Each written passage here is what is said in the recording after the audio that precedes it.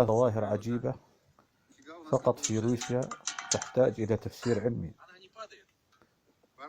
هذا المكان فيه الجاذبية سلبية، يعني ليس هناك جاذبية تستطيع إذا قذفت إليها، خاصة العلب الحديد، قذفتها في ذاك المكان فإن ترجع للمكان الذي قذفت منه، لا تنزل إلى تحت. الأصل الجاذبية تجذبها إلى تحت، ولكن هذه ترجع إلى المكان.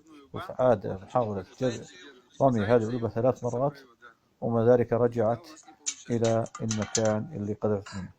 يعني تحتاج هذه الظاهرة إلى يعني فهم جديد لمن يستطيع. الظاهرة الثانية أيضا بروسيا عين ماء صالح للشرب يشرب منها الناس ويغتسلون، وبنفس الوقت نفس الماء يعني قابل للاشتعال، بحيث إذا أخذت قداحة أو نارا فأشعلت الماء يشتعل. فما التفسير العلمي لهذا الشيء؟ هل معقول تكون الماء مخلوطة بالغاز يخرج منها غاز فتشتعل؟ هذا أمر عجيب، يعني تبقى مشتعلة وكأن الماء يخرج منه غاز.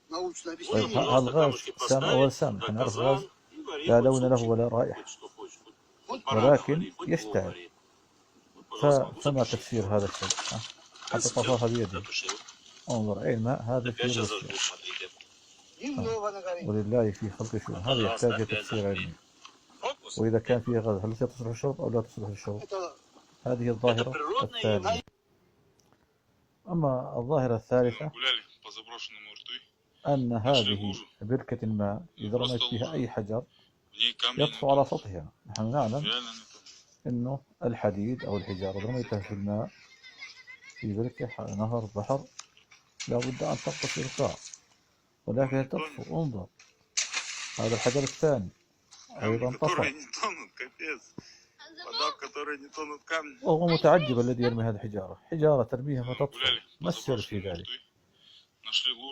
هل يعني يكون خاصية بالحجر نفسه يطفو، يعني في يحمل خاصية الخشب أو نحو ذلك، أم الماء فيه خاصية معينة مخلوط بمادة أخرى يطفو عليه؟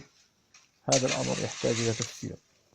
هذا موجود في روسيا، والله أعلم ما هو عاصم. هذا الأمر يحتاج إلى بحث وإلى فهم ما يجري هناك، والله أعلم. والسلام عليكم ورحمة الله وبركاته.